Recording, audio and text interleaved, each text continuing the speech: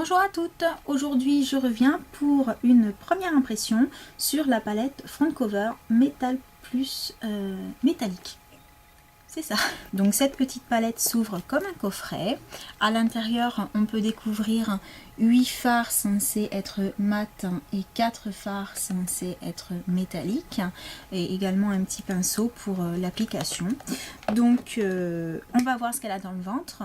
Pour commencer, je vais mettre un peu de base sur ma peau, parce que sur les paupières, je mets toujours une base Urban Decay ou autre, donc il n'y a pas de raison que pour tester, je ne fasse pas de même sur la main. Donc j'utilise pour ça la Mixing Solution de Kiko. Voilà, j'en mets un petit peu sur ma main, et ensuite, je vais passer au test des fards. Alors voilà, j'ai testé sur la main les 8 fards censés être mat. Et le constat, c'est qu'en fait, ils ne sont pas mat. Je dirais qu'ils sont plutôt satinés. Mais donc, en l'occurrence, si vous voulez du mat, déjà, c'est loupé. Au niveau pigmentation, c'est pas trop mal. Bon, c'est pas non plus extraordinaire. Ça vaut pas du Urban Decay, du Too Faced ou du Make Up Forever. Mais maintenant, bon, pour une marque pas très chère, ça peut être sympa. Par contre, absolument avec une base. Si vous ne mettez pas de base, à mon avis, vous verrez rien.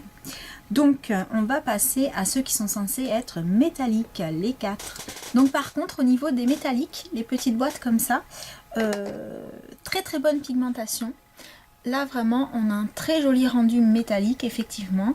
Ce sont des fards crème, donc l'application est plutôt facile. Ils se fondent bien sur la peau. Donc, pour les métalliques, je dis oui.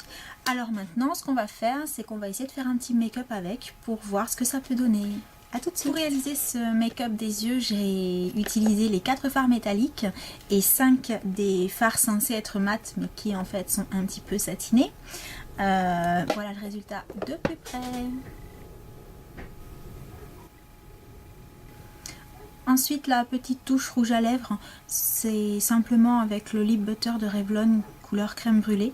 Je voulais rester soft parce que avec des tons bronze, gris, jaune, un peu orangé sur les yeux, je voulais pas tomber dans le rose ou rouge et faire vraiment une mauvaise association. Donc voilà, et j'en profite pour tester ma nouvelle terre de soleil, donc la Terra Soleia de Guerlain. Puisqu'avec des tons cuivrés sur les yeux, je pense que ça peut être sympathique. Donc cette terre de soleil donne vraiment un effet highlighter en même temps que effet légèrement bronzer. Là pour le coup c'est très doré. Il faut vraiment avoir la main légère la première fois, sinon ça va vraiment faire des gros placards. Mais bien estampé, l'effet est très joli. Ça pas besoin de mettre d'highlighter par dessus, c'est vraiment pas essentiel. Voilà, donc pour conclure, par rapport à cette petite palette front cover,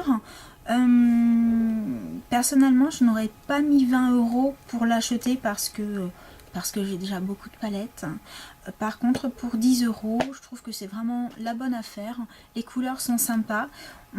Ça rappelle un peu les palettes effet wild ou comment dire, de la faune, un peu tigre, avec des tons vraiment ocre, doré, marron, donc des couleurs assez chaudes qui permettent des maquillages de saison parfaits.